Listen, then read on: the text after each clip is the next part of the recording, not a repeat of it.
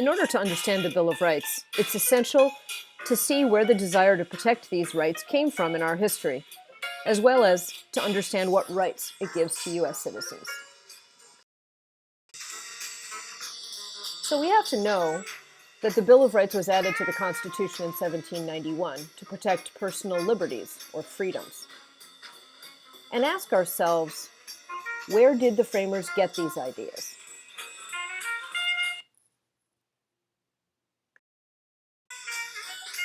The First Amendment has the most obvious connection to history. These rights of expression, like religion, were denied back in England, and they compelled the Pilgrims and the Puritans to seek religious freedom in the New World. Speaking against England and the king yielded strong punishment like torture, prison, or even execution. And so the colonists wanted free speech as well as a right to petition or protest government policies like taxation without representation. And sometimes Parliament actually took away liberties with the laws they passed. Free press and assembly, for example, were restricted by the Coercive Acts passed in 1774, which were declared intolerable by the colonists. Now, these freedoms of expression protect the right to religion, to practice any religion you choose, or none at all. The freedom of speech, to say freely what you wish, regardless of others' opinions. Freedom of petition, which is asking the government to reconsider a law they've passed or an action they've taken. The freedom of assembly, to gather in public or even private spots. And the freedom of the press, to post your opinions in public, either in newspapers or written press, or today on the internet.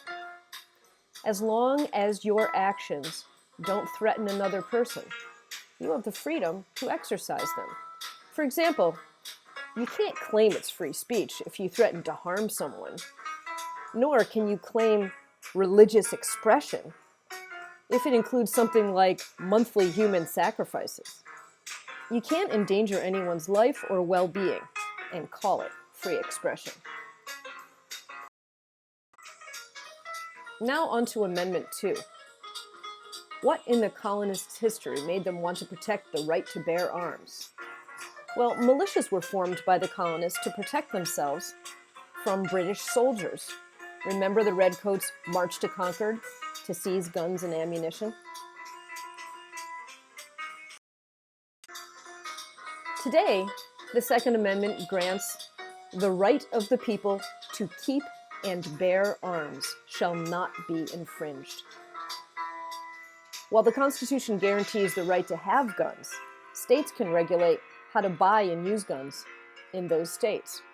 States therefore can set rules about where guns can be carried, how they must be stored, and the ages for use of firearms. The Third Amendment is easily traced back to what colonists considered to be mistreatment by Britain. The Quartering Act forced colonists to house British soldiers patrolling the Proclamation of 1763 line. It was even mentioned in the Declaration of Independence as one of the reasons that they used to break away from England. This was broadly considered unfair and unpleasant to the colonists. And so, Amendment number 3 states, "No soldier shall, in time of peace, be quartered in any house without the consent of the owner, nor in time of war, but in a manner to be prescribed by law." Congress can pass a law during war times allowing quartering of troops, but it requires an actual law be passed during that wartime. In all the years since 1791, when the Bill of Rights was added to the Constitution, this has never happened. Amendment number 4 restricts unreasonable search and seizure. The writs of assistance allowed soldiers to search any building or any ship for any reason during colonial times. John Hancock remembers the writs of assistance, which allowed British soldiers to search his ship, the Liberty, to look for smuggled Spanish wine. So the framers wanted to add some safeguards around when search and seizure could be used and how.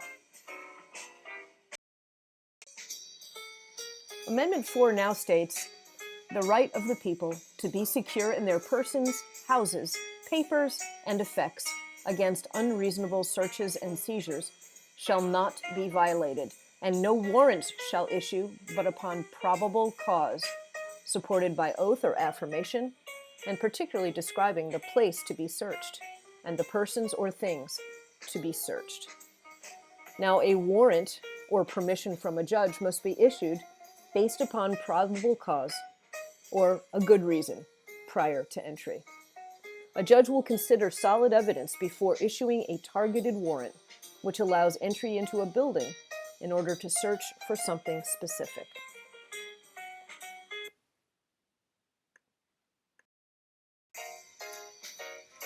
Finally, Amendment number 5 was added to the Constitution in the Bill of Rights because of practices that colonists considered unfair when they were being arrested and held for a suspected crime.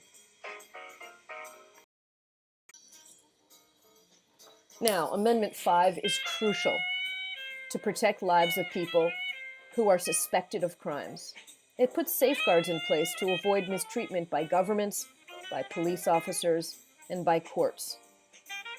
What this really means is no person shall be held to answer for a crime unless on indictment or charge of a grand jury. Nor shall any person be subject for the same offense to be twice put in jeopardy, nor shall be compelled to be a witness against himself, nor be deprived of life, liberty, or property without due process of law, nor shall private property be taken without just compensation. There are a lot of protections here, so let's go through them one by one. First of all, when you're arrested, you must be told the charge against you. Why am I being arrested? The officer is not allowed to say, "We'll tell you later." You cannot be charged for the same crime twice. If you go to court and have your case heard, and you say, "I was already found not guilty," even if they come up with new evidence later, they cannot put you on trial for that same charge again. That's called double jeopardy, putting yourself in trouble or jeopardy twice. You also won't be forced in court to incriminate yourself or put yourself into the crime. If you know that maybe something you're going to say wouldn't look good for you in court, you can refuse to answer the question. Most people commonly know this as people saying, "I plead the fifth." While being arrested and going through the court system, you must be given what's called due process, which is really just treatment that every citizen of the United States is owed. What are my rights? You should have them explained to you clearly and openly. And finally, a funny little piece of Amendment 5 is that you can't have your property taken without just compensation or payment for it. So if you are living on a piece of land that the government wants to take and make into a nuclear power plant to service your community, they have to give you what that piece of property is worth. What will you pay me for my property? And it has to be a fair price.